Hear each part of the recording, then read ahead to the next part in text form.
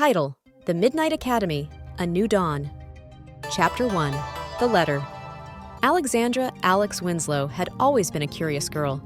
She had an insatiable appetite for adventure, constantly exploring the woods behind her house and reading books about distant lands and hidden mysteries. But nothing could have prepared her for the letter that arrived one foggy autumn morning, delivered not by the regular postman, but by a peculiar owl with bright green eyes and feathers as dark as night. The letter was neatly folded in an envelope made of thick parchment, sealed with a strange emblem, a crescent moon and a pair of crossed wands. Intrigued, Alex tore it open with trembling hands. The letter inside was written in elegant, looping handwriting. Dear Miss Winslow, we are pleased to inform you that you have been accepted to the Midnight Academy for Magical Studies. Please find enclosed your school supplies list and travel instructions. Term begins on the 1st of November. We eagerly await your arrival. The Midnight Academy is unlike any other school you may have heard of, and we trust that you will find your place among the finest young witches and wizards of this age. Sincerely, Headmistress Seraphina Nightshade. The Midnight Academy. Alex stared at the letter, her heart racing. She had never heard of any magical academy, and the idea that she might be a witch seemed absurd. She had grown up in an ordinary town with ordinary parents, and there was nothing remotely magical about her life until now. Magic? She whispered to herself, the word feeling foreign and yet oddly familiar. Was it possible? Could she really have magical powers? Her thoughts were interrupted by the sudden arrival of her best friend, Samuel Sam Turner, who burst into her room without knocking as usual. Alex, you won't believe this, he said, waving a similar letter in his hand. I got a letter from some magical school? Midnight Academy? Is this a joke? Alex held up her own letter. I got one too. I don't think it's a joke, Sam. Look at this owl. She pointed out the window where the dark feathered bird sat, staring back at them with its eerie green eyes. Sam blinked in surprise. Okay, that's weird, really weird. But what does this mean? Are we witches and wizards now? I don't know, but I think we're about to find out. Chapter 2: The Journey. A few days later, Alex and Sam found themselves standing at the entrance to the Midnight Station, a hidden train platform that appeared in the middle of a misty forest just outside their town. Their travel instructions had been vague: find the hidden platform beneath the midnight sky. But somehow, they had followed their instincts and arrived at the right place. The platform was dimly lit by glowing lanterns, and the train that awaited them was unlike any they had ever seen. Its sleek black exterior shimmered with a faint magical glow, and the windows were tinted with a silvery hue. As they boarded, they noticed other children their age, all looking equally bewildered and excited. Welcome to the Midnight Express. A tall man in a dark cloak greeted them. I am Professor Dusk, your transportation overseer. Please find your seats. The journey to the Academy will take precisely 1 hour.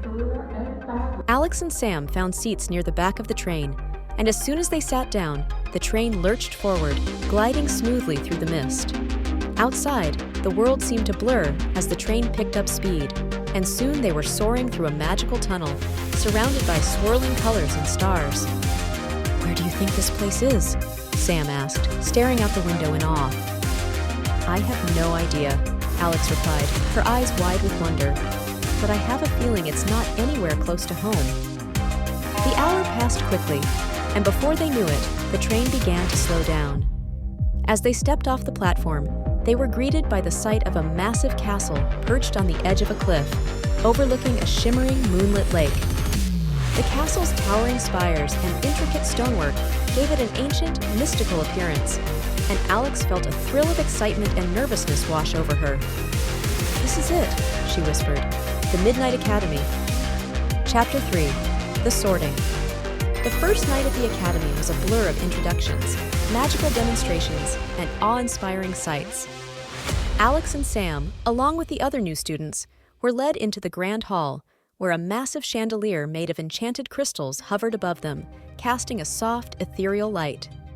Headmistress Seraphina Nightshade stood at the front of the room, her presence commanding and mysterious. Her long silver hair flowed like a river down her back, and her piercing violet eyes seemed to see right through the students. "Welcome, young witches and wizards, to the Midnight Academy," she said, her voice echoing through the hall. "Tonight, you will be sorted into one of the 4 houses: Moonclaw, Starfire, Nightshade, or Shadowwind. Each house values different qualities, and the house you are sorted into will become your family during your time here." Alex's heart raced as the sorting ceremony began. One by one, students stepped forward to place their hands on a glowing crystal orb that rested on a pedestal. The orb would shine with a different color depending on which house they belonged to. When it was Alex's turn, she stepped forward nervously and placed her hand on the orb. For a moment, nothing happened, and then the orb glowed a deep midnight blue.